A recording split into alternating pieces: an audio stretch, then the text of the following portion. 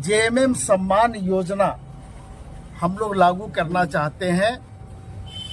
और उस योजना को आप अनुमति प्रदान करें। चूंकि ये जो 2/5/2024 को जो पत्र दिया गया था उस पत्र के हिसाब से वो बिना आपके अनुमति के वो लागू नहीं हो सकता। आज 2024 को इलेक्शन कमीशन के द्वारा एक पत्र जारी किया गया था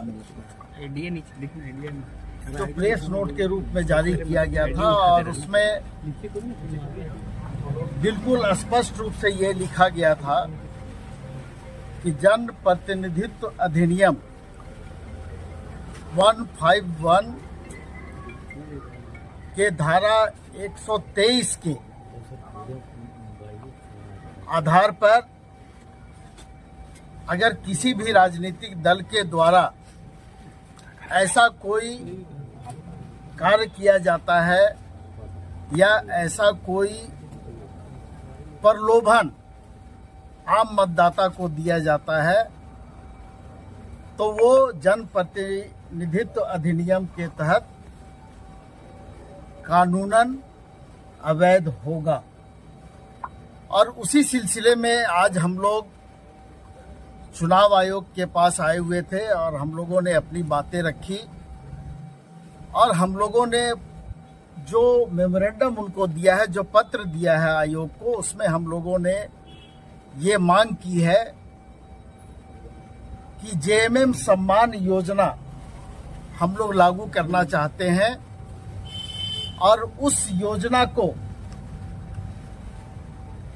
आप अनुमति प्रदान करें। चूंकि ये जो 2/5/2024 को जो पत्र दिया गया था उस पत्र के हिसाब से वो बिना आपके अनुमति के वो लागू नहीं हो सकता है। और वो ये सम्मान योजना है जो जिसका अनुमति हम लोगों ने आयोग से मांगने का काम किया है। लेकिन जो बातें हम लोगों के सामने रखी गई है वो स्पष्ट रूप से कहा गया कि इस विषय में हम लोग विचार करेंगे और ये जो पत्र जारी किया गया था ये प्रेस नोट था और इस पर अभी हम तुरंत कोई भी निर्णय नहीं ले सकते। तो आप जैसे और लोग जो भारतीय जनता पार्टी के द्वारा एक योजना चलाई जा रही है, गोगो दीदी सम्मान योजना, उस विषय में भी उन्होंने कहा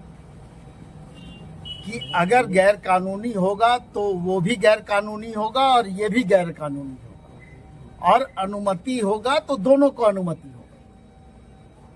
तो इसलिए स्पष्ट रूप से जो योजना भारतीय जनता पार्टी के द्वारा चलाई जा रही है और जो फॉर्म हम लोगों के पास उपलब्ध है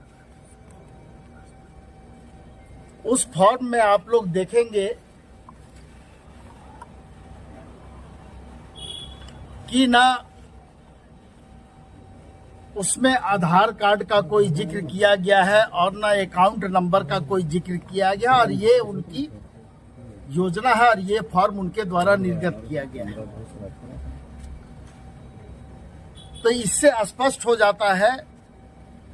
कि भारतीय जनता पार्टी के द्वारा जो फॉर्म निर्गत किया गया है और उसमें एक तरह से पार्टी के द्वारा प्रलोभन दिया गया है, वो जन प्रतिनिधित्व अधिनियम के तहत हम लोगों के हिसाब से वो गैर कानूनी है और लोगों को दिग्भ्रमित करने के लिए इस तरह का कार्यक्रम भारतीय जनता पार्टी के द्वारा चलाया जा रहा है। आम जनता, आम मतदाता को प्रभावित करने के ख्याल से इस तरह की योजनाएं लाई गई है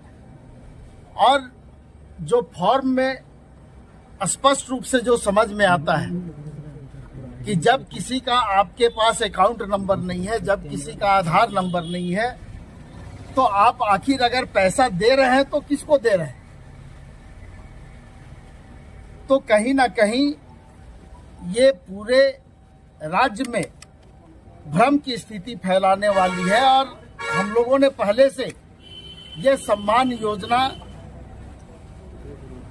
का निर्णय पार्टी के द्वारा हम लोगों ने लिया था और हम लोगों ने इसको अभी जो सामने लाने का काम किया है, ये हमारा काम भी चल रहा था। पार्टी के स्तर पर यह काम चल रहा था, लेकिन इसको सामने लाने का काम हम लोगों ने बिना अनुमति के नहीं लाने का निर्णय लिया था। इसलिए आज हम लोग आयोग के समक्ष आए थे कि आप इस पर अपनी अनुमति दें और उसके बाद फिर हम लोग इसको आगे लागू करें। क्या बोला गया आयोग की तरफ से, क्या बोला गया? नहीं, बहुत स्पष्ट रूप से बोला गया कि हम इस पर ये जो पत्र आपको इलेक्शन कमीशन के द्वारा 2/5/2024 को जारी किया गया था, उसमें पिछले चुनाव में जो घटनाएं घटी थी उस पर ये आधारित था और सभी जिला दंडाधिकारी को, जिला निर्वाचन पदाधिकारी को निर्देश भी दिया गया था उस समय। अब वो लोग अपने स्तर से इस पर कार्रवाई कर रहे हैं, लेकिन आयोग इस पर बहुत जल्द निर्णय लेगा और फिर आप लोगों को इस पर बताएगा। क्या पैसा वापस मिलेगा? मैया सम्मान योजना जो है वो सरकार की योजना है,